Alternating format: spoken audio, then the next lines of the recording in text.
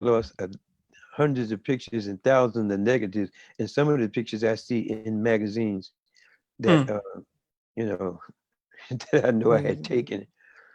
But Okay, we about to go yes, sir. live, brother James. All Yes, right, sir. let's go. Let's All right. roll. First of all, assalamu alaikum. I want to Walaikum thank we have a salam, sir. very special guest on tonight's edition of Off the Record, the People's Podcast. I'm very humbled and very honored, sir, that you would take time out of your busy schedule to share some information and inspiration with the viewing and listening audience of the People's Podcast. Assalamu alaikum, brother All James. right. Walaikum salam, sir. Yes, sir, and Bless your assalamu alaikum heart. to you all who are watching. The First of all, I want to make sure I thank your daughter for being to connect, Jadea, connecting us so we can get this great interview. my And daughter Jadea. yes, sir. Okay, Yes, sir. We want to document you're that. welcome. My next thing I want to ask you is, when did you? Okay, when did you find out that you had a love for photography? When I was maybe 9, 10 years old, people used to buy me cameras for my birthday, and I would have my friends in Harlem. I'm from East Harlem. I used to have them doing things like wrestling, posing, boxing, and I used to have a little Kodak. I would go have the pictures developed and put little captions under it, little, little photos. And and then people used to give me 35 millimeter cameras for Mm. my birthday. And I asked all these numbers on these cameras. I said, whoa, I used to give the cameras away to Yes, sir. people. And then somehow when I came in the nation, I wound up with, when Ali was still Cassius Clay, he came to Harlem to the restaurant because I was attending Mosque number 7, 116th Street. Yes, sir. And I would walk around the street with him, and all these hundreds of people come around him, and I would be taking pictures. And one night, he gave me 5 $100 bills. He said, brother, he said, you need to get some good books on photography and go in business for yourself. And I bought a book for, I think it was 398, How to Develop Print and Enlarge Photos. And I read that book so quick, I couldn't believe that I understood what to do already. So I Yes, sir. read it Yes, sir. again. Then I found out I wanted to brought me some equipment. I brought me some chemicals and trays, and the first pictures I tried to develop, it came out very good. And I started from there, and really got the big time photography. Praise be to Allah. And one, did you knew since you knew Muhammad Ali as Cassius Clay. Hmm. Once he got his holy name and things of that nature, did you all continue a relationship? Yes, well, I was with him the night that he got it. Because what he used Mm. to do, he would drive to the restaurant where his chauffeur would drive, and then he would either come out the car, well, if he see me there at the curb, he would tell me, wave to me.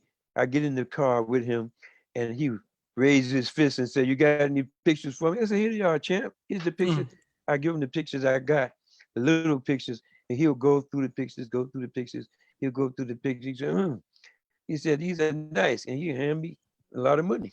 And Mm. then we would ride around Harlem in the night that he was got his holy name. He asked me in the car, he said, "Did you hear anything about Honorable Elijah Muhammad giving me a holy name?" I said, "No, sir." So when we got to the Teresa Hotel where he was staying, I got out with him, and he just, there was some messages there for him. And I just said, "Okay, brother, I'll see you tomorrow." And I left. I learned then not to just hang around people. Yes, sir. Do what you got to do and go on. And Yes, see them sir. the next time. So that was I was with him the night he got his name though, but Beautiful, and we beautiful. kept relationship after that.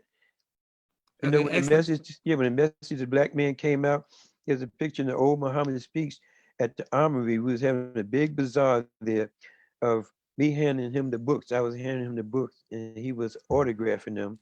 And yeah, we kept relations for a while. And when he did the pictures with the fight with Oscar Bonavita, that's the fight when he said he predicted he was gonna knock Oscar out in the Yes, eighth sir. round. Oscar almost knocked him out in the eighth round.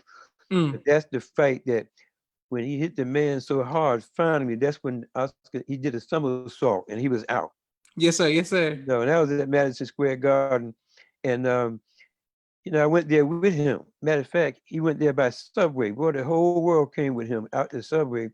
And when we got there, they are, of course, the people in the back of the garden, they let everybody in that was with Ali. And I had my brother Ernie with me, my young brother Ernie. I gave Ernie some cameras and I said, we're going to shoot pictures together tonight. Mm. So the people at the garden, they left everybody in with Ali, but left me and Ernie out. And there was hundreds of other people outside, maybe thousands. And we was out there. We didn't make no noise. The next thing, who came to the door? Ali. He said, he waved to us and said, come on in here. So we came in with him. And then the fight lasted for 15 rounds. Mm. But we didn't know enough. My brother Ernie was, oh, there's Sammy Davis Jr., there's Diana Ross. Oh man, Frank Sinatra, Barry Gordy. And I didn't know all these Motown people. But Ernie was knocked out, man. Because he's my younger brother. We walk around with these cameras, but we didn't know enough to ask him for a ticket for we can sit down. People kept saying, sit down. We had to stand up the whole 15 rounds. Well, kneel down rather, shooting the pictures for the whole 15 rounds plus the 1 minute in between each round. Yes, sir. For the whole fight. And that was really something for me. I never thought to ask him, can we get some seats? And it was funny after that. Yeah, we kept after he got his name and what have you. Okay, beautiful. And thank you all. Thank you for your honesty, your testimony. And I want to make sure I thank your family for their sacrifice as well, Brother James. Thank you all for continuing to watch the People's Podcast. My next question is, when did you first hear the teachings of the Most Honorable Elijah Muhammad, sir? Well, there was some brothers that was coming in Harlem. They knew my mother and my sisters. I had 8 sisters. And 9 sisters, 9 and 4 was boys. Anyway, they was teaching them what they knew about the teachings. And but I was the young boy who was listening. Man, this thing was I was listening to this stuff. And then there was a brother Alfred 7X. He would come around and he would take and talk to me. And then he did things like give me the leather jacket that he had, and just brought me along. I came to the mosque with him and brother Najee, James 7X, who wrote the book Temple Number 7. Yes, sir. Yes, sir. Man, he took me under his wing, brother. And I used to be, all right, let me say this here. In fashion industries, high school I went through, because I made fur coats.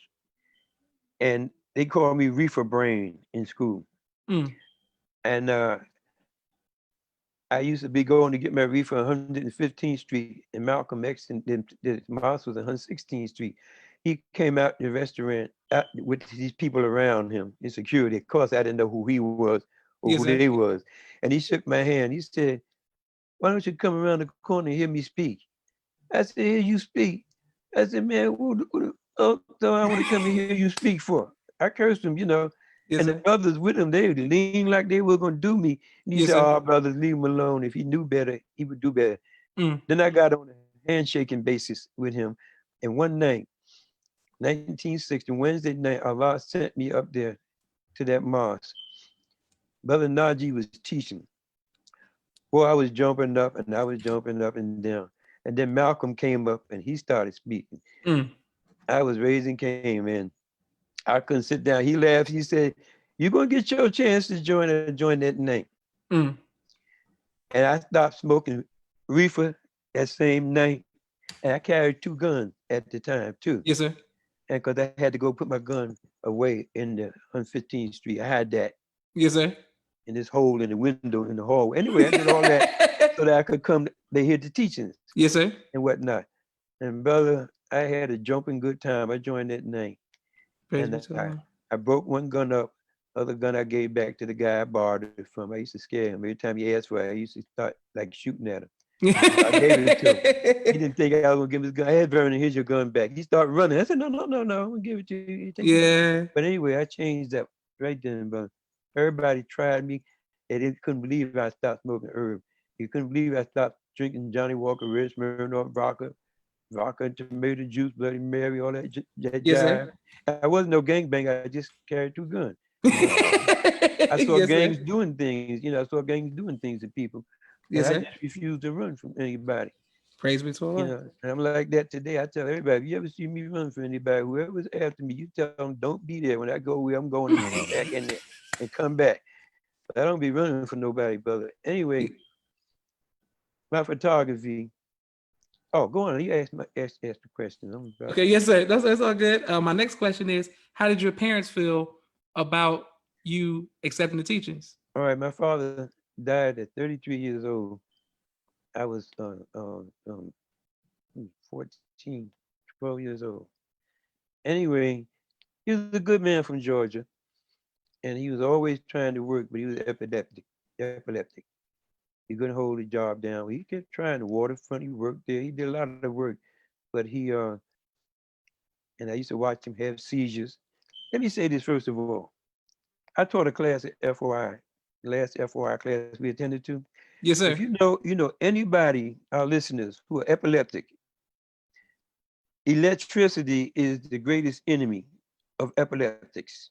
Mm, And I used to watch my father put a chair on top of the table when the light go out in the kitchen, screw the bulb in, and when the bulb come on, watch him fly off the table on the floor, go through the seizure.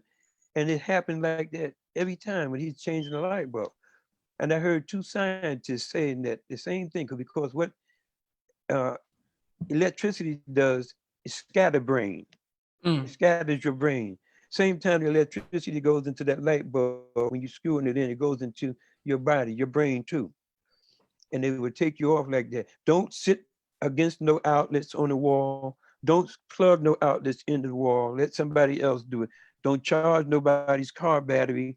Let somebody else do that. Electricity is the enemy of epileptics. mm.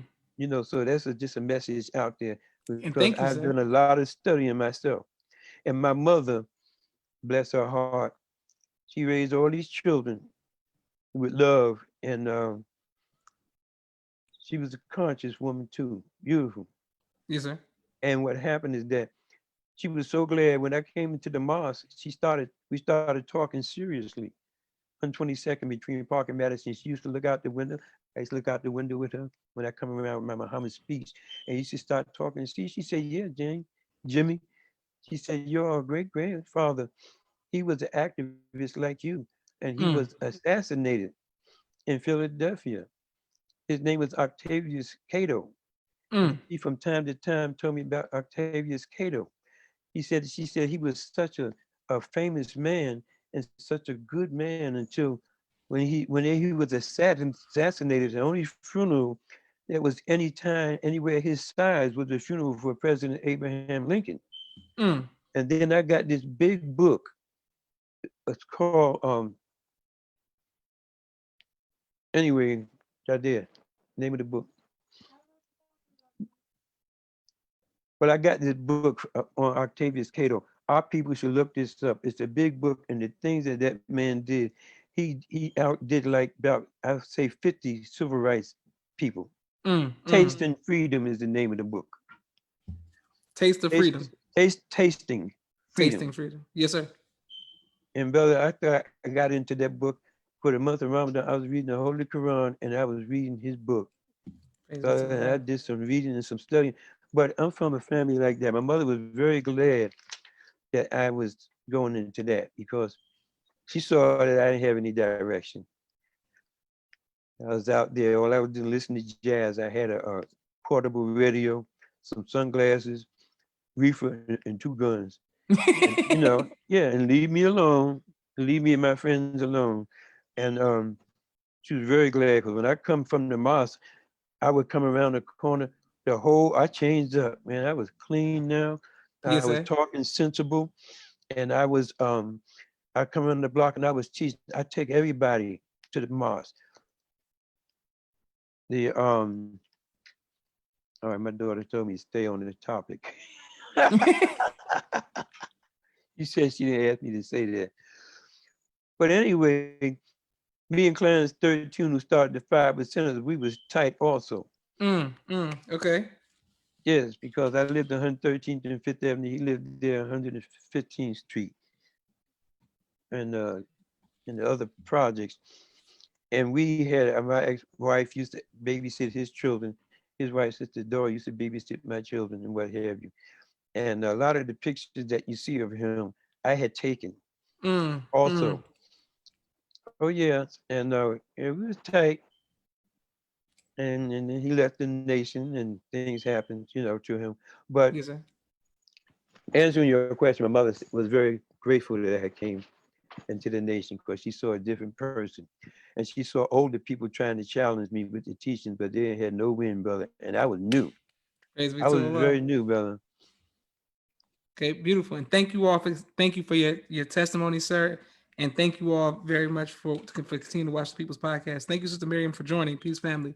Um, my next question for you, sir, is: did you ever get a chance? Well, first of all, who trained you once you came in? Like, who taught you to hold posts and things like that? Well, Brother Aziz, who was Norman 3X, who they had gave him all these years supposedly for killing Malcolm X, he was our instructor, my lieutenant, and he was my martial arts instructor. Mm, And there was Charles AX, slave named Bobbitt. He became James Brown's bodyguard, and then he became James Brown's personal manager.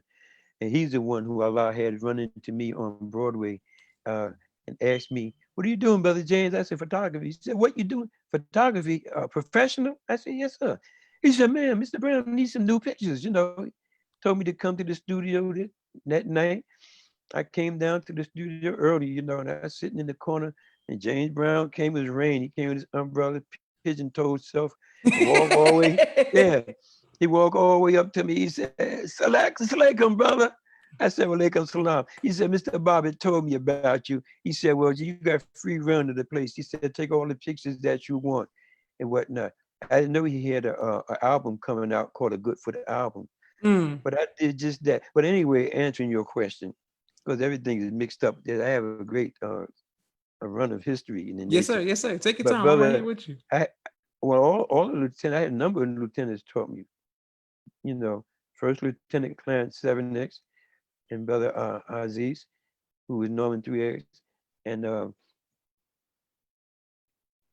well all the lieutenants they took me under the arm, under Praise be to their Allah. wings though. Okay, yes, sir. I also wanted to say that Brother Charles Bobbitt, may Allah be pleased with him.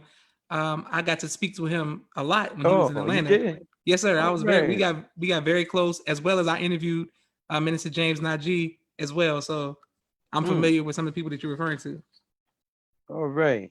Yes, sir. My next question for you is: did you ever get a chance to see the Most Honorable Elijah Muhammad speak Yes, live? sir. Yes, Okay, sir. okay. Oh yeah. I saw him speak live about maybe 10 times Mm. or more. Yes, Yeah, sir. it was. Did you ever get to take a picture of him? No, I didn't take pictures because that was on post. But he was supposed to debate this Christian preacher named Elder Mishor in Washington D.C. Mm. And I was up on the post, up on the second tier, and with a young brother Stanley, he just came in too. And the Christians they was coming across the baseball field. It was what is it? Chicago, I think it Mm. was. Anyway, yeah, they was coming across the baseball field, playing music and stuff. Beautiful summer day.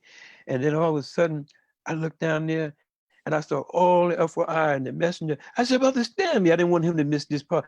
I said, look. So he looked and he saw the messenger too, brother. And we was wild by that. But I'm saying that that was one experience. But I was on a number of posts with the messenger. Mm. I mean, sit down posts and stuff like that while he was teaching. And yes, I saw him. I saw him a number of times, brother. I Praise be remember to one Allah. time he taught at this place, and then when it came time to acceptance, we just saw him walk away from the microphone. Nobody saw him walk down those stairs into the middle of the aisles, brother. He wound up there shaking people's hands. We still talked about that for years. Mm. Never saw him because he had to walk a distance, Yes, sir. maybe 25 feet, and then go down the steps. And yeah, there's some mysterious things that have happened. And I'm not a spooky person Yes, sir. either, though. I got a picture I want to send you of one of the wheels too. That we, Please, praise be to Allah. Yes, yeah, we sir. took. Oh yeah, we took pictures of the wheels about a month ago outside of our houses here in Brooklyn. I'm in restoration, and right. And in a motion picture, I only had my daughter send it to you. I sent it to almost everybody I knew. Praise be to Allah. But we've Allah been Akbar. Yes, watching, sir. yeah, we've been watching stuff like that for years. And Allah had had this thing appear at times when I just thought about it, just mentioned it. And there's a fella, oh, my daughter tell me stay on the top. I It's all forgot. good. Yeah, there's a fella, I wanted to say this here on Hendrick Street in Brooklyn. I took over Hendrick Street one year with the teachings. And there's a fella in Brooklyn. I had moved to Brooklyn, out of Brooklyn, down south and everything and back. And he runs this program, a basketball program. And I forgot. I was teaching the brothers somewhere around about 1, 2 o'clock in the morning in the street on Hendrick Street, a number of them. And when I was talking to them about the wheels, and one of the saucers appeared over the roof. Mm. And I forgot all about this here, but when I came back to New York, man, that guy ran up. He said, Brother James, man, remember that time when you were talking to us about the flying saucers and that one came up over the, he stopped the basketball tournament that he was doing in Brownsville Rec Center and had all these guys listening what he had to say about that. And Yes, sir. Yes, every sir. time I see him, whoever was around, he still talk about this here. That's just one of the happenings with the wheels. But a number of things happened with the wheels with me and what have you. I know it's real, and I knew it was real. Allahu Akbar. And I knew that Elijah Muhammad was who he said he was when he said that I am the Jesus that y'all been looking for all the time, brother. As a young boy, that went right into my heart, right to my head. I knew who he said he was, that he was who he said he was. All I could do was soldier. And I brought hundreds and hundreds and hundreds of people, if not thousands, to the mosque by now. Praise be to Allah. Okay. Yes, sir. Well, the influence of the Nation of Islam was strong in New York. Yes, sir. It's been documented. When James Brown, being from Georgia, going to New York, how did he adapt and how did he move around when you were with him? Like, how was it working with him? Well, James Brown, he respected me and Charles Bobbitt to the utmost because we wasn't crazy doing all this stuff that the other guys that worked with him was doing. And we was professional dressed, and professionally carried ourselves well and wasn't drunk, high, wasn't running after all the cheap women that was running after us and stuff like that. And we was very respectable. And working with Brown, it was strange though. He was always complaining about what the white people had done to him, Mm. how they robbed him. Like Little Richard, the same thing, how many Yes, sir. years Yes, they sir. Yes, sir. robbed him and what have you. And he wanted, civil rights. And I remember in the car in Augusta, Georgia, one day, um, him and his father, me, his father, might have been Sharpton in the car, I'm not sure. But we was having a little argument in his airplane too. We had a respectable debate though, and I remember his his, his father was saying, because me and Brown we was respectable, and Brown was driving too. He said, his father said something, and James said, well, he said, Dad, he said Elijah, he's from Georgia too, and I don't know what that meant, but that stopped, me and his father at that kind of shut his father up.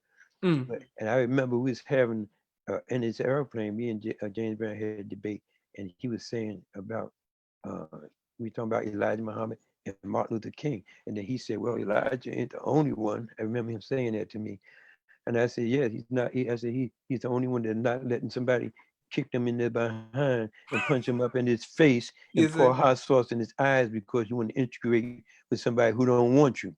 Mm. You know, and then and I remember one time asking James Brown around that same time, because we was having nothing to do. I said, Mr. Brown, how are you? Say you black and proud. He said, had two white wives, just Mm. like Mm. that. All he did was he kind of put his head on the side, he bit his lip. And I never got no answer. But I see how he used to penalize his band members by making a mistake. You know about that? Yes, sir. I saw the movie. I saw the movie. It was real. I heard one guy, this horn, he went all off. Brown, he shot right over there in front of the guys, right with the beat. Put his hands out 10, 20, 30, 40, 50, 60, 70, 80, 90, 100, 10, 20, 30, 40. And he was smiling, 220. Yeah, he charged him $600 for that. And he keep your money too. Yes, sir. He'll keep your money in a minute. And he don't play no catch up the next week. Well, here's the money I kept from you. Nope. James Brown keep your money. And Yes, yeah, people was afraid when you come to office. They're afraid he gonna say something about them, come down on them. And but I had kind of smooth sailing with him because we were respectable. And I didn't know that everybody was fighting to hang out with him, at night and stuff like that. Wherever they go to whatever club, I used to just back out the door with my cameras. He'll catch me. He said, "I see, brother James." He said, "You leaving now, huh?" I said, "Yes, sir, Mr. Brown. I'm going home." He said, "All right, brother." He said, "But see you tomorrow. Half the pictures tomorrow that you took today." mm, So I would go home and I would develop them black and white, and then I come the next day with envelopes of pictures and what have you. And me working with him, I just want to say this real quick. yes, sir. Uh, he was just talking. He came out of the office across the hall, Polydor. They had him to have his own office. He said, "Yeah, I make the white folks give me my own office. I don't want to be in there with them." So it was called Mm, James Brown Enterprise. But he was there with the album, standing there with the album, just talking on the phone. And I know he's touchy. And if me being a professional anyway, I didn't want to use no flash. yes, I sir. just Yes, sir. shot with available light. I was just shooting pictures out. He was standing there, and I still didn't know he had an album coming out called A Good Foot and whatnot. And I had just left the pictures there. I had left some pictures there, and he wasn't at around. I didn't come back for about a week or so. When I came back, Mr. Bob said, "Hey, brother James, where you been?" I said, "In Brooklyn." He said, "Yeah, Mr. Brown, love these pictures, man." He left me 5 $100 bills. Again, these are like $1,000 bills back then, brother. Yes, sir. And Yes, sir. Yes, sir. well, that was in '72. He gave me this money, and I was about to. I said, "Well, thank you." He said, "But he gave me 5 $100 bills again." He says it gets you film, all the equipment that you need, your paper, your this and that. He says so you can shoot the Apollo show. He was gonna do the Apollo show for a week. Mm, So the first night, I was geared up. I shot the Apollo show, the whole show, and then when I went and developed the negatives, the contrast was beautiful. But every picture on all those 36 rolls of film, blurry. mm. And that taught me what I had to do. All I had to do was just move a switch. So when I went to office the next day, Brown said, "Well, where's the picture you took last night?" I said, "Now he know he's gonna be there for a week." I said, Yes, sir. "Mr. Brown," I said, "I have a plan. I plan." He said, "What's your plan?" I said, "My plan is I'm gonna shoot the whole 7 days of the Apollo show, and I'm gonna give you a whole collage of pictures so you can have something to." He said, "That'll work. That'll Mm, work." mm, mm, Brother, mm. when I shot the rest of them shows, brother, them pictures come out beautiful. And Praise the then, he talked about doing the album. He said, "I'm gonna make Polydor pay you, and then I'm gonna pay you for every picture that you took. beautiful, beautiful. And Yes, sir. whatnot." Yeah, then I went down to his house with him. So like I said, that started me with him. And I did a number of the albums. All that one I did all by myself, inside, outside. The Good Foot album. Check it out. One of his Yes, best sir. Yes, sellers. sir. Oh, yes, sir. I'm a James Brown fan. Yes, sir. I'll find All out. right, well, look for the Good Foot album by your brother here, slave named Spencer. Praise be to Allah. And thank you again for your honesty and transparency and your testimony. And Thank thank you all you. for watching the People's Podcast. My next question for you is: did you see the James Brown um, biopic that? That movie? Yes, sir. Yes, I saw it Was several times. Did you like it? Was it good? Yeah, Based off what you understood of from what him? I see, it looked like it was James Brown. For instance, remember the part when his mother came there, and Yes, sir. Yes, sir. Yes, but sir. what Yes, sir. happened was one of the last show that he did, or no, the show before the last that James Brown did. Two old ladies had came. I was on the door of the dressing room, around one something in the morning or two. If everybody was gone, except for some of the people upstairs, the band members, and I was on the door while some Japanese people was filming him. And um, these two old ladies came and I said, and it was dark and everything back there. I said, "Well, how you doing?" She said, "Well, you tell James that his mother is here." Mm. And a woman kind of reminded me of Oprah Winfrey, before she. And so I knocked on the door. He said, "Yes." I said, "Mr. Brown, you open the door." I said, "Your mother's here." He said, "No, wait there. Wait outside." And I was on the Mm. door for at least another half an hour. And he hadn't came out. And I saw Sharpton come by. because I had moved in the same building Sharpton lived in. Because I wound up shooting pictures for his organization, also in what is it, National Youth Movement was the name of it. And I said, Sharpton, I said, you want to hold the door? And I said, well, I got to leave, you know. I had to go take the train and everything. He said, go, I got it. But what happened was, when I read Sharpton's book, Sharpton said that was the most tumultuous time in James Brown's life. Mm. The most, heart-wrenching occurrence when he met his mother again. So the movie, I believe all of it was, I don't see anything that I can say was, and I know I'll say this here, James Brown, he was starstruck and he was afraid, of competition, believe it or Mm. not. And one night he was appearing somewhere and Bobby Bird opened up for him. Keep on doing what you're doing. Yes, Keep sir. on doing. And Bird opened up, man. He had this audience all up in the air, man. And then to top it up, he leaped off the stage. And as the audience was running to him, he shot down the side, to go into the dressing room just before all those hundreds of people got there. He did a show. Mm. I went in the dressing room. Bird was sitting there. I said, Bob, I said, Bird, you really did that show, man. He was sitting there all dejected. I said, what happened? He said, man, this is the last time I'm going to work with that. I said, whoa.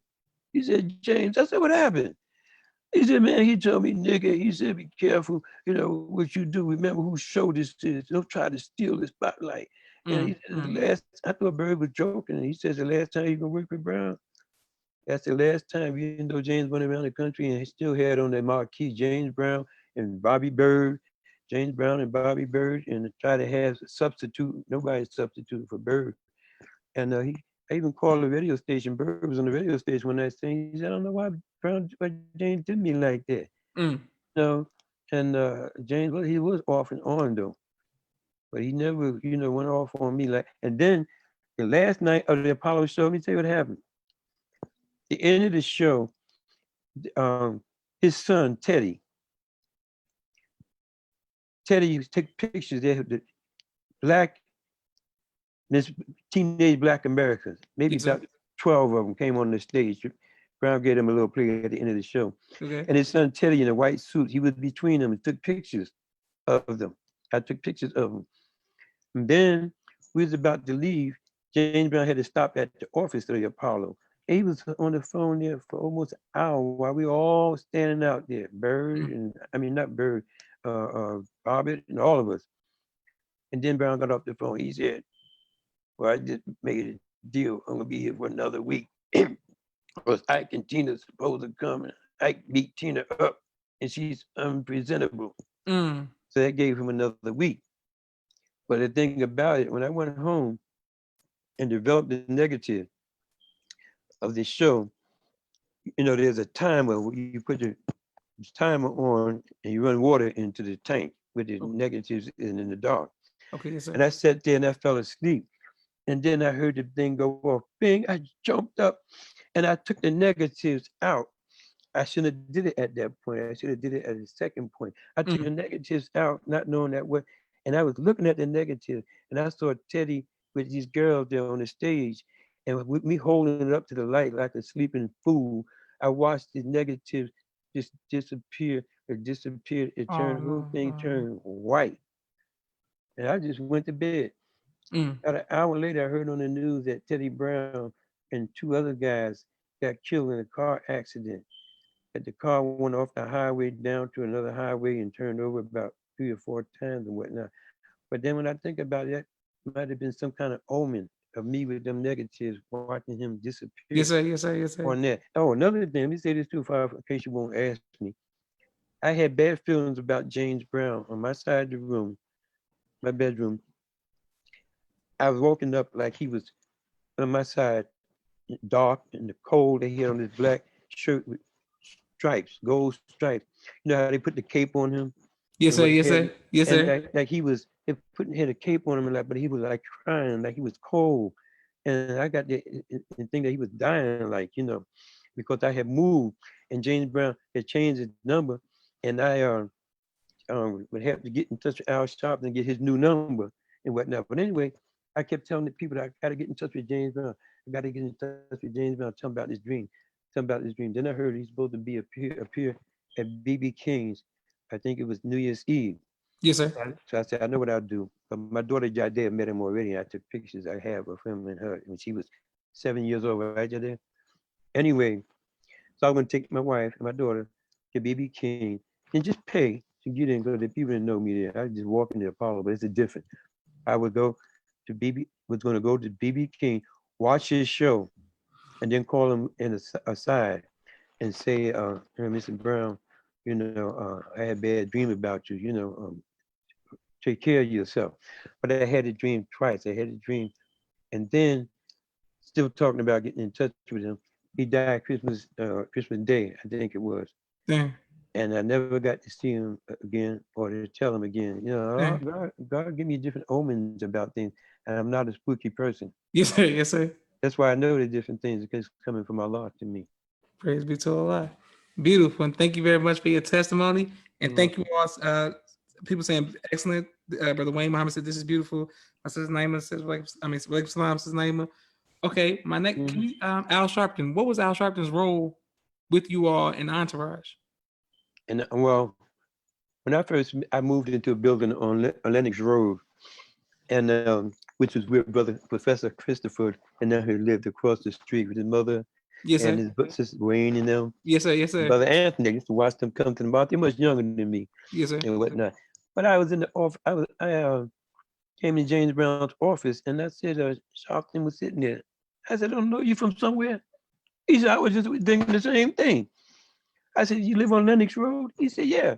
He gave the address. I said, "Yeah, I just moved up on the third floor." He said, "Oh man, I live on the first floor." He had like a suite there on the floor, Yes, sir. 2, 3, and so I became his driver, Mm. and I was also, I wasn't doing things with Brown. I was doing driving shops and shooting for the National Youth Movement, making up all of his books and all his, Shirley Chisholm went to meet her when Sharpton had all these big wigs on his board of directors.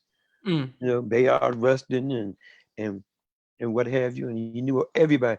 Sharpton is one person, black person who at any time right now can pick up the telephone and call whoever the president is and talk to them Mm. Mm. because he's smart enough to know he have an organization, and when anybody's running for presidency, he'll bring them all up and speak their mind.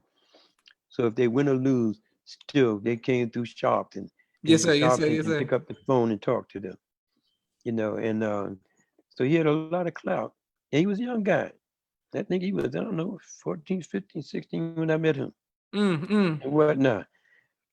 And but he's one person that Mr. Farrakhan said that he's one person he speak good of. He said because all these other leaders, when they're supposed to show up with him, they mysteriously something happened. They won't show. He said, "Yeah, Reverend Sharpton showed up. Right? Reverend Sharpton came and whatnot." And I told Al some about a year ago. I said, "Yeah, the minister spoke pretty well of you." And then I saw an article where he was speaking about Reverend Sharpton. So Sharpton is not in position to give. He's not giving no problem from what I know. Mm. Praise be to Allah. Okay, excellent. My next question is, what was it like traveling in the South during that time period when you were all on the road and stuff like that because of segregation and things like that? Well, what I did, I moved down south at one point. Mm. I lived in Greenville, South Carolina, and I lived in Beaufort, South Carolina. But the funny thing about it is that all the white folks would say, "You're different, you're different." But they didn't know I was with the nation. And others say, "Well, yeah, you're a good one. You're, yeah, you're a good one." And Yes, sir. I experienced the segregation thing. For instance, when I first moved to um, Beaufort County, I went there for all my equipment and everything. And I knew I went to do photography. I was going to live there, but I would catch James Brown shows when I wanted to. Yes, sir. And I was applying for jobs, photography in the area. And when I see what they're talking about paying photographers, I would laugh at them. Say, "You're joking." They Yes, said, sir. "No, this is the going price." I said, "Well, go on with your price. I'm not dealing with y'all." Anyway, I was doing landscaping. I learned landscaping, and I Mm. loved Mm. it and whatnot on Hilton Head. It's like, Atlantic City, but 10 times more beautiful. Yes, sir. It Yes, was sir. in I've here been in in that South neighborhood. Carolina, and and uh, and the poor fellows, the Southern guys, they couldn't. They were drinking and stuff like smoking, and we was doing landscaping, and they couldn't keep up too much. And one day, for about 5 days, the temperature got somewhere around 100, 101, 102, and we had to mow the lawn, to these here t- g- golf courts. And I was mowing the lawn and mowing the lawn, and other guys, I used to look at them, man, they was famished. They couldn't do nothing. They couldn't move. They was sitting down. It was so hot for them. And I said, I do this here. I did the whole thing by myself. And then the white guy came. He came. He was on the truck, standing up on the truck. He said, I don't hear nothing. And the guy started making excuses. Well, the lawnmower didn't work. This, that, and the other thing. I said, excuse me. I said, you don't hear what? I don't hear no lawnmower. I said, I never forget. I said, you think this damn golf course jumped up and did it damn self? I Mm, said, mm. can't you see it's done already? Yes, And sir. then he was standing up on the truck looking down at me and doing his eyes like this here. And then I said, oh, sir, I'm not supposed to be looking up in his eyes like that. Mm. And this is what he's trying to do. And he said something about, I take this shovel and I jump down off this damn truck with this shovel. He said, and beat you in your head. And I looked up, I said, you got a head too, just like that. He jumped out of the truck and got back inside that truck and took off, man, like lightning. Praise So be the to next day when I came in, the boss said, he said, I lost three contracts, lying. He said, and this is my first real layoff that I have to have in 20 years. He said, and Spencer talking to me, he said, being that you're a photographer also, he said, it wouldn't be so hard on you if I laid you off first. mm, mm. And he really just getting rid of me. I'm a smart nigga. Yes, sir. And when he said that, I said, I get real unemployment? He said, oh, yes. He said, yes. He said, I'll sign all the papers for you. And I recommend you to anybody that you want me to, also. And I went right back to the house that I was renting, man, and my check started coming in. I wound up being the black photographer in Beaufort, to the Mm, point that the white ones started complaining. They was making millions of dollars a year, shooting mm, all these black people's pictures. I was giving them a deal. 5 black and white photos for $20. I don't care how many people are in there, brother. I'll come mm. out with envelopes with pictures in it. And this Mason, this black Mason, I forgot his name. He told me, "Yeah, Spencer, they complained about you down by the waterfront." I said, "Ooh." He said, "Those that got the photography place down there." I said, "Photography? They complained about me?" What did he say? He said, "You cutting into their business?" Mm, I mm, said, "I mm. didn't know they was saying that." So when I wanted to get my new license, the white woman said, "Yeah, we understand that you cutting into it." I said, "Anyway," she said, "I instructed the police officers if he's down here by the waterfront taking pictures and they think you're doing it for money to arrest you." Mm. And so they stopped that down there. But I was still, the black photographer in Beaufort until I Praise moved. be to Allah. Okay, I know I beautiful. strayed. Yes, sir, I strayed away a little bit, but go on. Oh no, sir. It was a great. I'm right here with you. My next question is, okay, so in the movie James Brown movie, he talked about how Boosie Collins, the entertainer, was like in his band. Did you ever take pictures of Boosie Collins? No, Okay. no. Because Brown, let me tell you something. James Brown had so many musicians working with him. It was unbelievable. He had so many musicians working with him. He would drop some and forget some, and especially if Bootsy and them knew his music. That's how James Brown was. Mm. He could pull a trick, and you think he's finished, and he's not finished. What I thought about too? When James Brown got locked up, remember that shabby picture of him? Yes, sir. I was down there because I was down there. I didn't go down south as big nigga. I went down there as your brother to the Yes, black sir. people down there. And I remember I used to teach in these church groups and things like that. And at the different places, I went to the Elks. I used to talk to the people there. And James Brown, when he got out of jail, he told me, he said, he said, when I was in jail, he said, there was a young lady, he said that you influenced her. And she was in there on crack and doing everything, and you influenced her. And he said, I was talking to her even to the point of risking getting in trouble. I don't know what kind of jail he was in, Mm, male, mm. female. He said, yeah, she spoke very highly of you, you know. He said, and I did too, to her. And there's one woman I think that who she might have been, that she might have been a woman that went and got locked up with these guys for robbing these white people. And they used her panties to shield his face so he couldn't see. Yes, sir. And Yes, she sir. wound up in jail. But anyway, yeah, see, Okay, beautiful.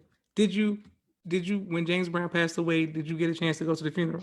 I went up to Harlem. I went up to his funeral. All I did basically, I went and when I got to the back, his wife Kathy, excuse me, Sharpson's ex-wife Kathy, I was in the back on the 126th Street. He said, she said, Spencer.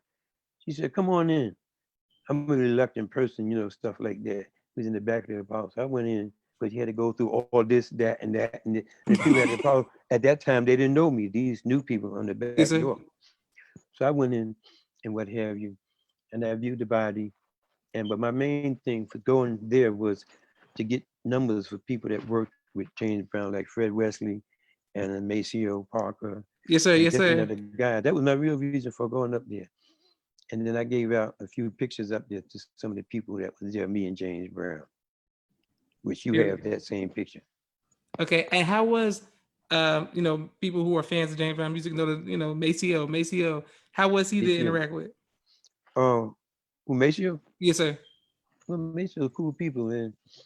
And he had differences with James Brown that he talked about on the radio, man. Him and his brother talk. James Brown, and that's why they cut loose too, you know. James Brown, he's the star, and he's just want to run things the way he want to, you know. So yeah, different. Macy and them folks, you know, you gotta get Macy what Macy, you know, was saying on TV Yes, or sir. on the videos. Okay, great. My next question is, how was it for you when the Most Honorable Elijah Muhammad departed in 1975, and how did it impact you personally? Well, I was at was it the Armory. I think it was the 369th Armory. You know, at that time we were Yes, all sir. there, and I believe that he had died at the time, and but I understood. I knew everything that he had taught was true and was right. I was showing the people the wheel, the mother plane down south and everything. Yes, sir. I Yes, was sir. teaching in South Carolina, Greenville, and Beaufort, and even in Mexico, Juarez. I was teaching the same teaching. I knew somehow that this was right, and that's why I thank Allah for Minister Farrakhan, and I know who Minister Farrakhan is by read in the Bible. When Elisha was about to leave, all he asked was or Moses for that matter. Elijah asked, what is I can do for you to his understudy? And all Farrakhan asked him is a double portion of your spirit. Yes, sir. Yes, sir. And that's exactly what he got. When he pulled off a million-man march with almost 2 million people and everything else. I was there with Minister Farrakhan. I know you know your father was there at the airport when Mr. Farrakhan walked right past the customs who was Yes, supposed to sir. lock him up and everything. Yes, sir. Oh yeah, but yeah, I know, because there's things that I've done like that and just walk. You, brother, I'm telling you, Allah gave you some power that, and I'm not spooky. Like I keep saying that. I have to say that I'm not a spooky person or a person to lie about any of the teachings. Yes, sir. Allah has given me some things lately. Some things lately. I even spoke to Brother Rasul about something that he had given me, and Brother Rasul started crying. Mm, He mm, said, brother, he said that the Honorable Mr. Farrakhan told me the same exact words that you're telling me mm. and whatnot. And the battery's low, out there. You hear me? Yeah. And yes, Allah's give me some things, brother, and some connections. Oh, brother, Praise be to when I Allah. talk about the wheel, I'm always seeing wheels. And there's reason for that, just like Sister Tanetta was always seeing the wheel and was Yes, invited sir. into the wheel and whatnot. Um, I don't know how much time we got left. The cord. This? Okay, My well, yes, daughter. sir. While you all are getting the She battery charge, I'm going to just do a quick commercial break. I want to okay.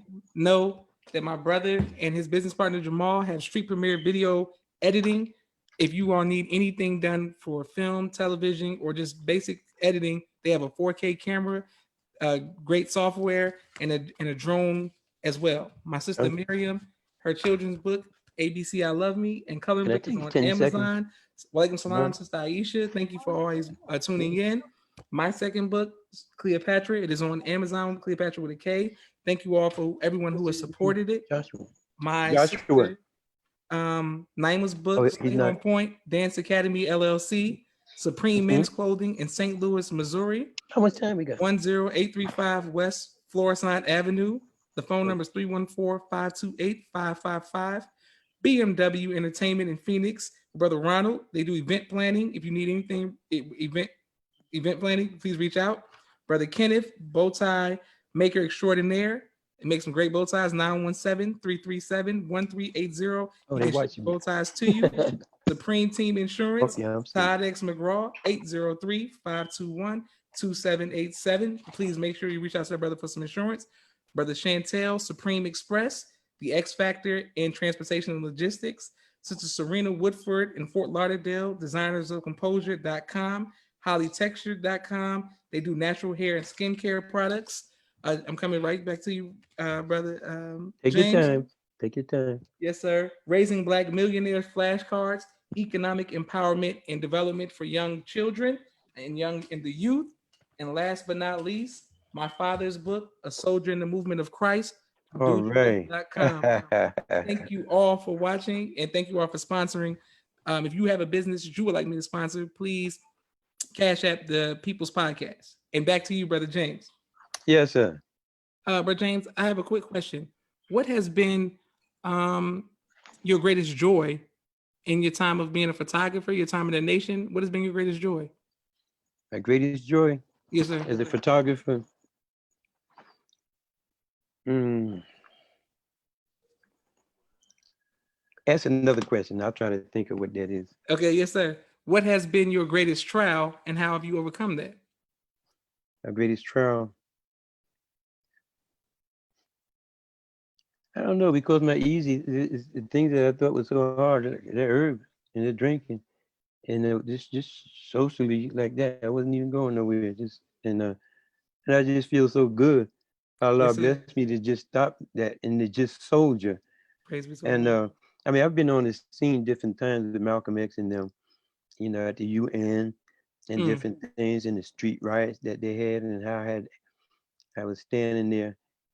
We were trying to calm the crowd down, and different times with Malcolm, and then with Mr. Farrakhan.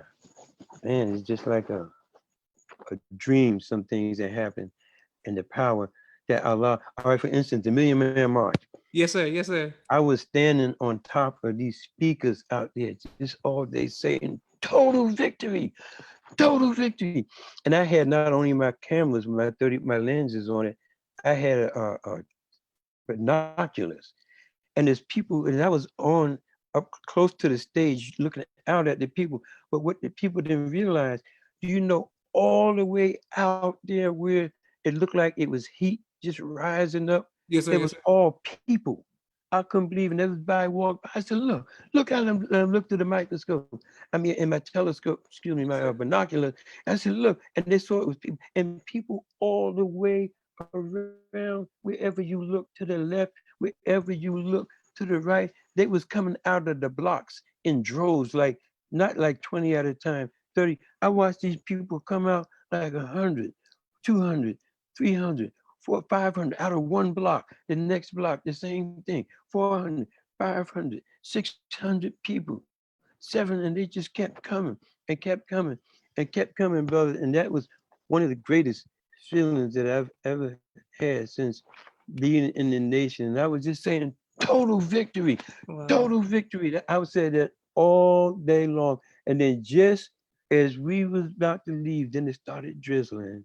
Everything was so beautiful. Allah bless the beautiful Praise be day to Allah. and everything. So I had a number of witness bearings.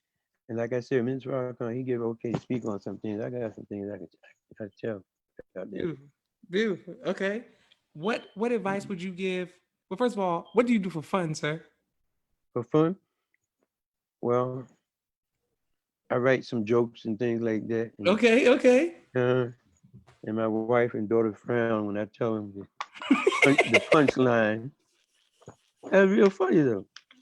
Yeah, my daughter just said that's true because you got some comedians around here in Brooklyn. I've given them some jokes, man. They went all the way, Yes, sir. Yes, sir. and that nice, decent jokes and things like that. Yes, But sir. that's how I gain friends, you know. My Beautiful. best thing Okay. is that I fish. Mm. I don't just go up to the mosque. I come in out early and I fish and I take people upstairs. But some of them I do it with humor. Like you know how you got these big guys like Mr. Farrakhan said, they'll walk up on you and act like you know. Yes, And sir. I Yes, sir. and I say, oh, now I see how God walks, man. You know, then Mm, they mm, start mm, mm. laughing, you know. And Yes, then sir. I throw a little something at them, like you know, and the big guy. And I'm 5'8". I said, you know what? I said one time I was tall like you. One time I said, I get a chance, I Yes, sir. tell you Yes, what sir. happened.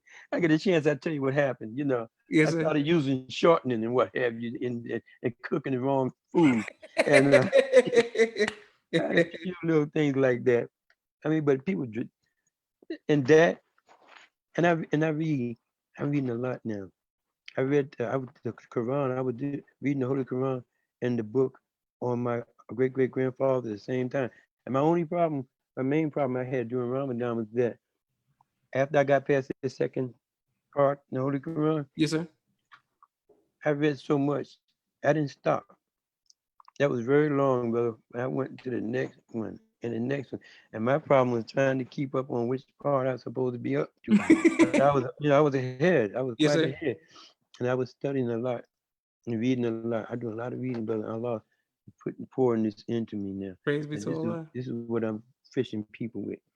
I fish them with Beautiful. what I know, and I used to like that for them to talk about Malcolm X and lie on the nation and stuff that they've been taught.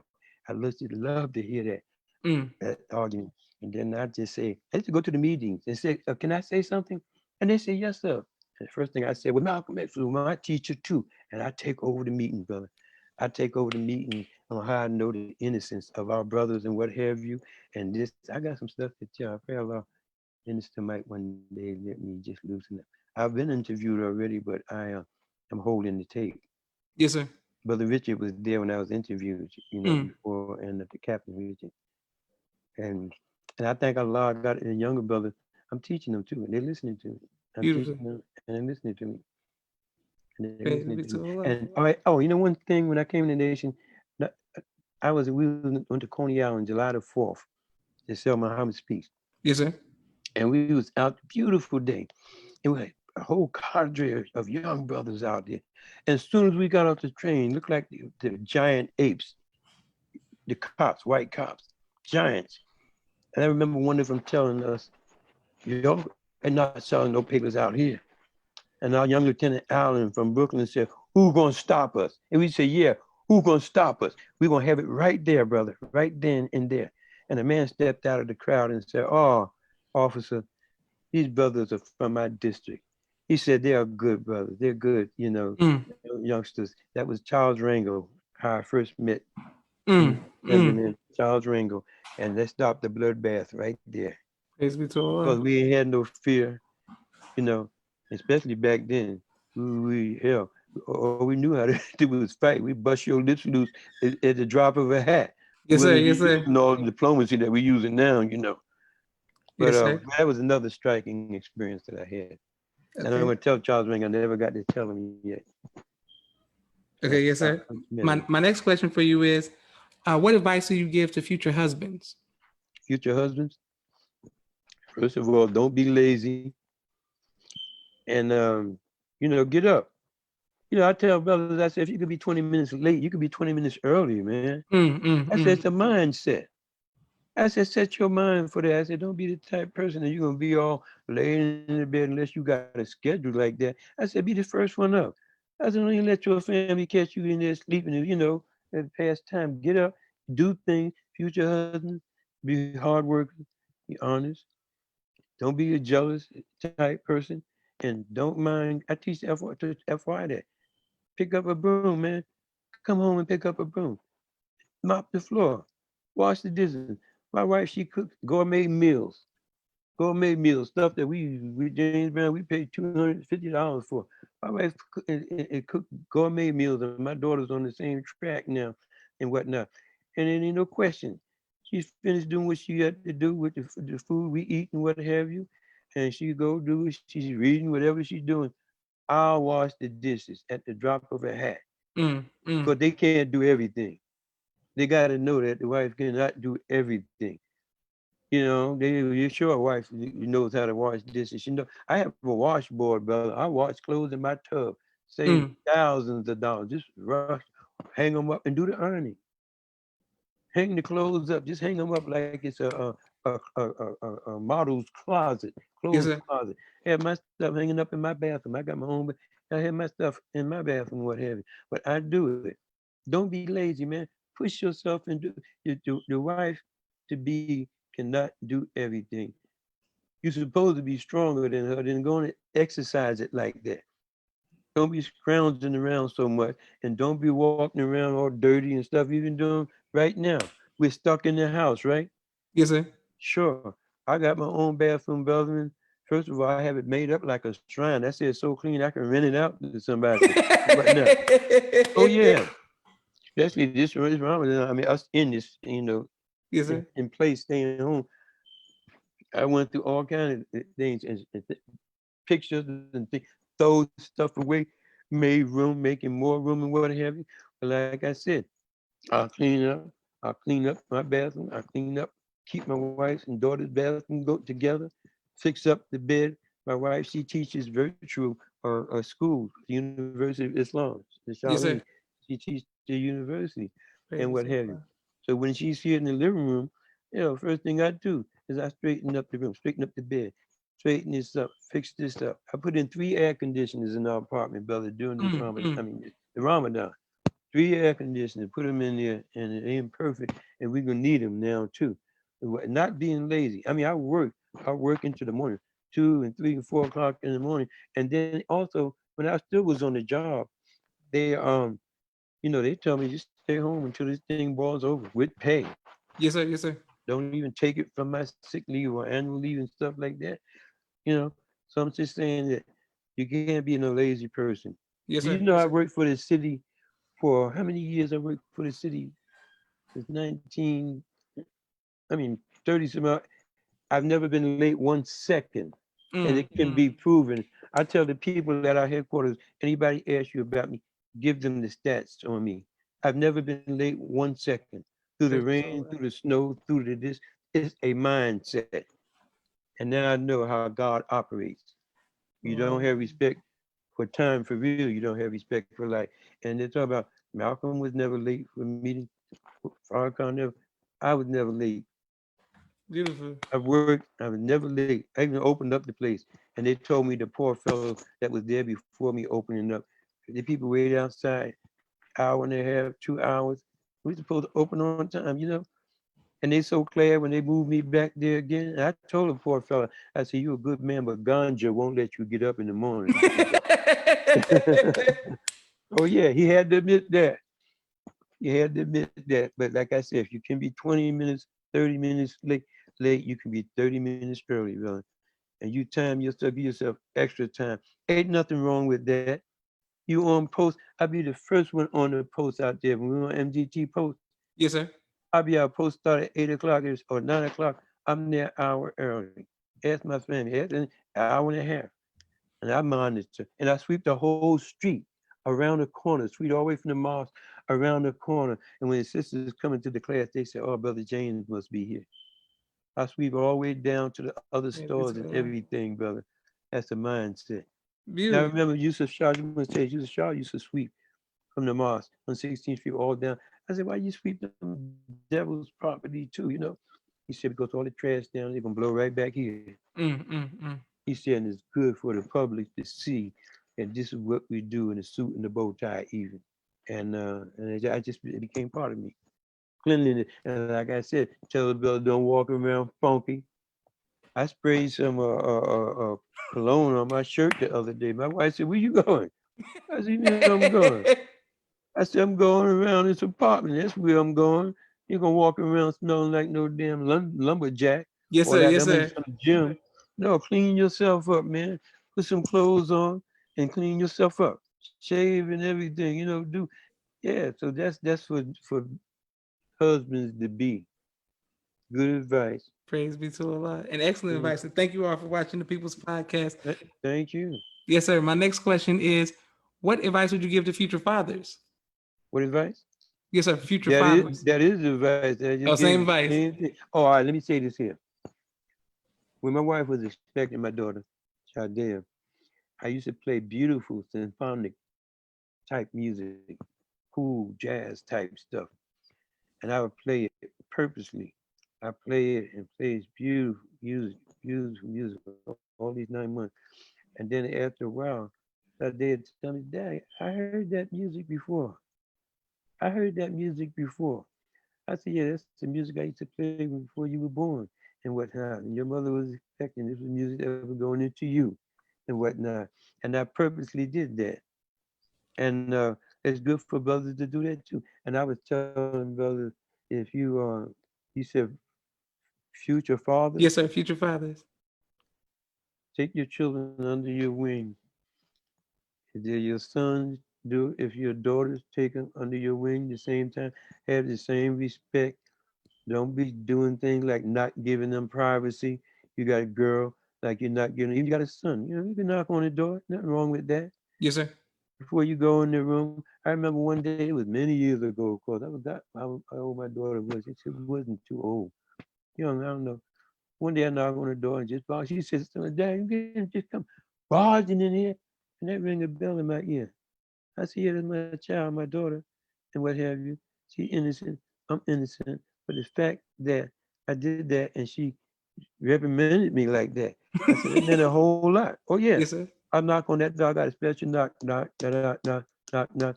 You up, Jadea? Yeah, I'm up. I said, I got something I want to show you. Or would you? You said, come on in, Daddy. And it's the kind of thing you got to do. You can't be no savage. And all the brothers, tell the brothers you're married or not. Don't be funky, man. Don't be walking around like no caveman. Yes, sir. You know what I'm saying? For Yes. real. You know what? Every now and then white people try to equate black people with the monkeys, right? But I remember one thing that shut them up when I got on the air somehow. That issue came up. I got on the air when I said, you know what? I said, one thing I remember Malcolm X saying, if you shave the hair off of a gorilla, you find a white man hiding up under there every time. And that's why they say things like, I'll be a monkey's uncle. They're trying to tell you something. She get mad at him. She call you big ape, you, and what have you. And oh yeah, so all that, they know what it is. That's why the animals can't have a chance to even have privacy. They let some little animal have a baby. They're all over him, all microscope, telescope. They're all in their business. Oh, a panda was born the other day because they're all associated. They're all associated. Yes, And sir. and I got a story I want to tell one day when I get the chance about what happened at the zoo, the Central Park Zoo, when I was working for the Plaza Hotel when the day the Beatles came to New York and stayed there. Well, I had Mm. an experience, and I don't know. It take about 5-10 minutes, but I don't know what kind of time you got for real. This is Yes, real. sir. Oh no, take your time. I didn't know you were a Beatles fan. I didn't know. I like the No, Beatles. Man. I wasn't a fan at the time, but because we were doing doo-wop and all, we saw these white people they making all this noise about these people coming from England, and they came and they was in the lobby of the Plaza Hotel. I was a furniture mover, we knew some furniture mover, and they set up a table there for the Beatles, and everybody was coming by. When I came by, one of them stepped out and said, "Would you want this album?" I said, "Yeah." I took the album. I'm looking at these white boys on this album. Back then, '60s, we didn't pay white people nothing because we taught them everything that no sense then. Yes, sir. So we didn't pay them no mind. And the cops had these white girls out there, if you remember on the news, fighting to keep them back on Central Park across from uh, the hotel. With the police barriers, and it was all crazy on the news. So I went outside with the album, and I just asked these white girls that was screaming the house, "One of y'all want this album?" Brother, they tore my damn jacket off and everything. When I went back to work, because that was my lunchtime. When I walked back in the building, the people asked me, what happened to you? What happened to you? And I told them what happened. But then as the years went by, I realized that was McCartney, Paul McCartney, had handed me that. And I didn't know enough, and we didn't know enough to hold things like that today could have been worth $1 million, $2 million. But I just gave it up. But the That's thing about the amazing. monkey, oh, you got 5 minutes? Yes, sir. Take your time. You know, the Elijah Muhammad teaches us about the making of the ape, the monkey. Yes, sir. I was coming from the Plaza Hotel. I lived on 122nd Street, but I was beautiful summer day. I was walking from 59th Street, where it was, home to this park for the first time. We got to the zoo park, and I saw all of these white kids, children, youngsters, like maybe junior high or high school age, look more like high school age. They was outside. I mean, like hundreds of people was outside trying to get these two gorillas to come from the inside. It was dark at out into the sun. They were throwing bananas. They were throwing hamburgers. They were throwing them this, everything that they could to get them to come out. And Allah gave it to me right then as a new Muslim. I don't know if I was registered yet, about who they were and how some of them through their lineage remember the greetings. And we took everything from them but the language. Yes, sir. Yes, And sir. I'm telling you, brother, Allah handed it to me. I didn't was too new to know something like that myself. You know, science, something that was. And I said, wow. I saw a bigger one in there and a smaller gorilla inside. And everybody was hollering, screaming, whistling, everything. And I said, Assalamu alaikum. And the smaller one looked up at me. I said, I wonder if you know what I'm saying. Mm, I mm. said, Assalamu alaikum. He came from the outside. He started walking with his arms, coming all the way. Assalamu, like I'm saying, Assalamu alaikum, Assalamu alaikum, Assalamu alaikum. He came right up to the gate where I was standing. And the messenger said that Savior told us you can't save them. You can't grab them back black. So, you know, you just leave them alone. But all I knew was to say, when he looked in my eyes, I said, you damn devil, you. That's all I could do. And he turned around. He went right back into the inside where it was dark at. And I called him out about 4 or 5 times. This amused me, brother. Yes, I sir. called him out about 4 or 5 times. And that same one came out to me, brother, right up to me and held on to that gate. And those white students were saying, what did you say? We didn't talk to white people back then. Mm. You know, what did you say to them? What did you say to him? I said, I just want to get away from these, and I just kept walking. And they followed me. What did you say? I said, look, I just said some words that concerning your history of your ancestors when y'all was in the caves. I said, if your parents knew that y'all talked to me, you'll probably get in trouble. Just like that. I remember saying that to them, and then I left and I walked. Whoever they are, it could be Goldwater, it could be Trump right now, but they Yes, would sir. Yes, sir. never forget that experience. That's another thing that I've only told that to a couple of people because I gotta be in the right setting to say this though. Praise be to the And I Lord. always say if I lied about that, may Allah just bust my lips loose. Because Allah blessed me with so much, I don't have to lie about the teachings. That's why I tell anybody, ask me, like I tell you when you ask any questions I want. No, ask whatever you want to ask. I don't, and I tell people no, because when you see me on the YouTube speaking about what happened with Yes, sir. Malcolm and Elijah, what they, no, I told him, guy, I said, well, I don't want to bother you with. No, I said, no, I've been around long enough. This stuff don't bother me or don't run me.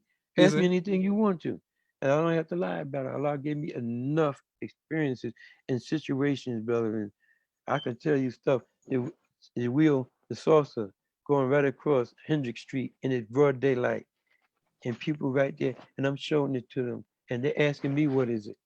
Oh, Allahu brother. Akbar. And a lot of these things, like the minister say, when you get a lot of times you dream about the Honorable Elijah Muhammad, real vivid dreams. A lot of times these here could be contacts, Yes, sir. Yes, people sir. contact that he's making with you. You ever read in the theology of time, the Honorable Elijah Muhammad tell you how you can tune in on people, how you can you can wish for something, you Yes, can sir. pray for something hard enough, and you watch it come to pass right in front of your eyes. Yes, sir. What Yes, have sir. you? I've done that already. I've Praise. done that already, but already, brother. I mean, recently, last couple of years, something very serious. And Allah, He chastised somebody, brother, in such a way. I said, well, let me leave this alone now. I mean, he went beyond what I was asking for. Yes, sir. Yes, sir. I can't even talk about it. Yes, sir. Yes, sir. But he moved somebody out of my way Praise be to Allah. that thought he was being a problem to me, but he was being a problem to his damn self. Allahu Akbar. Okay, thank you all Yeah. for watching. A lot of people are supporting and showing you love, Brother James. My last question for you, sir, is what do you want your legacy to be? I don't know. What I be telling the young guys around here is stay alive. Stay alive. I tell them, stay alive, brother. I said, we need y'all. I said, stay alive. You might not think so. So now when I tell them sometimes, I said, brother, y'all might not be paying me no money. They said, no, brother James, we listen to what you say. We talk about it because all they do is stay out in the back of the houses where we live 30, 40, 50, smoking the herb all day long and what have you, and shooting dice. They said, no, brother, we listening to you. Man, we listening to you, brother James. Don't think we're not listening to you. And one guy today, I was just telling my daughter, I'm about to have a thing out with him some years ago because he was giving some of the young brothers problems when we was doing the security where I live at. And this guy told me one day, he said, a Rastafarian. I came home, he was waiting for me on the corner. He said, Brother James, I want to talk to you. All the other guys, so-called Negroes, standing up around, on the stoop. He said, yeah, he said, I understand that one of your brothers is choked up on my younger brother. I said, well, what did young brother do to have our brother choke up on him like that? He said, well, no, nobody put their hand on my brother. My brother, he must have did something serious. He said, I'm waiting to find out who this guy is so I can deal with him. And I told my daughter, I think it was today or yesterday. I said, well, brother, if you're going to deal with him, you might as well start with me because when we fight one of us, you fighting all of us. Allahu Akbar. I said, and that backed him down, right? And I saw him when I went down today to my car. He coming, Brother James, brother, I was thinking about you for a month. I was just thinking, this happened today. Yes, sir. I was just thinking about you, brother. He said, Allah, God must have prayed you up. He said, man, all the stuff you was telling me, he said, I tried to ignore you for the longest. He said, man, he said, I've been listening to Farrakhan. I said, pull them up, pull them. He said, I put them on my box and I blasted and whatnot. And I asked him, I was telling him about getting subscriptions to our newspaper online. And Yes, I sir. said, Yes, what sir. apartment you live in? You still live on the sixth floor? He said, yeah, 6B. I said, just keep a couple of dollars in your bank. I'm coming up to see. He said, yeah, I want to talk to you and show you he was one of our worst enemies at that time. And then, can I tell you, got time for one more thing? Yes, sir. Of course. I'm right here with you. Okay. Under there was a brother that was having a problem where we lived at. And he moved out. It was a little family problem years ago. It was years ago. And I came from work. Everybody was standing outside the building, and the cops were there. Our 5 police cars were there, and all of our tenants were out there. I mean, a lot of them. And I just was gonna walk right through the crowd to get inside. Somebody said, "Brother James." I turned around. What this guy said? He said, "Brother James." He said, "Man, can you help us out with this problem, man?" He said that such and such a brother, and he's trying to get him to leave because he was having a problem. His wife wasn't coming through into the nation, but he was having problems with some things, and with her, and he said that he said, man, we can't get him to leave, and it looked like there's gonna be a confrontation between him and the cops, and there's gonna be some serious problem out here, man. And so I walked up to the brother, FYI, and I said, brother. I said, just walk with me. I said, he stopped. I said, no, don't stop. Just walk with me. I said, one thing you're showing is unity. I said, other thing you're showing is some common sense. You say she's no good. Why get killed over her and whatnot? Fighting these cops. And we I said, just keep walking and just keep walking. I said, because the things started happening, brother. I said, who knows? I might start pulling some guns from them. And then somebody got to die. So that woke him up too. I said, so in the name of unity, in the name of Allah, I said, just keep walking. I said, you don't look like no chump. You walking with your brother James. I said, just keep walking. And when I got to my stoop, I just said, keep on walking, brother. I said, keep on walking. I said, just keep on walking and keep walking. And as he walked down the street, man, and people started, hey! They started shouting and cheering and what have. Because it's something Allah just blessed me to walk up, and defuse because it would have got serious, you know, and had the police attack him and while I was there.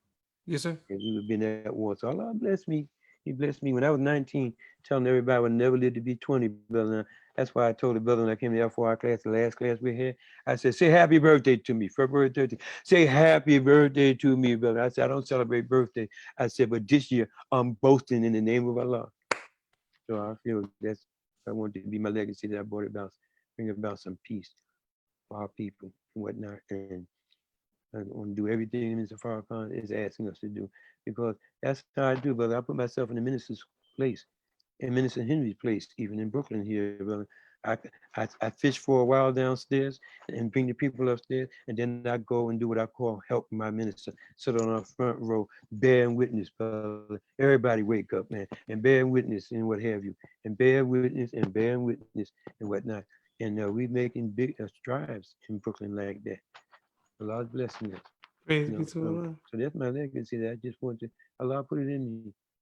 That's all he did, put it in me. All I wanted to do is get our people to hear this teaching, especially the same time I'm hearing it. Beautiful. Well, Allahu Akbar, and thank you. And you going down in history yourself too, brother. Oh, praise be to Allah, sir. I just happened to see in my daughter watching you last week, and I didn't need Allah bless your father with a wonderful son and Praise be to whatnot. Allah. And I pray Allah that you stay the course, Yes, sir. Yes, sir. Yeah, because if you don't, bust your lips loose. Look, that's like one night we was on 125th Street. Hundreds of people, my daughter said, "The Lord, here you go again." Hundreds of people was out there with, he was Cassius Clay at the time. Yes, sir. Yes, sir. And Bundini was with him. How you gonna whip him? He's gonna fight. Listen, I'm gonna whip him like I was his daddy. You know how they go. I'm Yes, gonna sir. do this. I'm gonna do that. I'm gonna. Some guy in the crowd said, "Oh, Clay, you ain't." Everybody turned around to see who it was. It was this tall old black man. He was all scarred up. Wanted to see what Clay was gonna say. Clay said, "You know what? I done had over 100 fights." He said, "Look at my face." He said, "Smooth as a baby." He said, "You ain't fought nobody. You all effed up." You know what I'm saying? And my man went on across the street. You didn't have to get him out the crowd. But this another little thing that came to me. All right. Okay, beautiful. But thank you very much, Brother James. This has been an honor. Thank you all for watching. Thank you, Sister Jadea, for letting me know of the history of your father and the legacy that you come from. I'm going to put this on YouTube so everybody can see it. I'm very humbled and honored, Brother James, that you would come on the People's Podcast. And may Allah bless you with many more birthdays. And I'm just grateful I'm grateful for your family and their sacrifice that we stand on your shoulders and the foundation that you've helped lay, sir. In your fathers, some praises due to Allah. Get him the greens for me. Yes, sir, I will. Love you, brother. Love you more. Walaikum salam, sir. All right.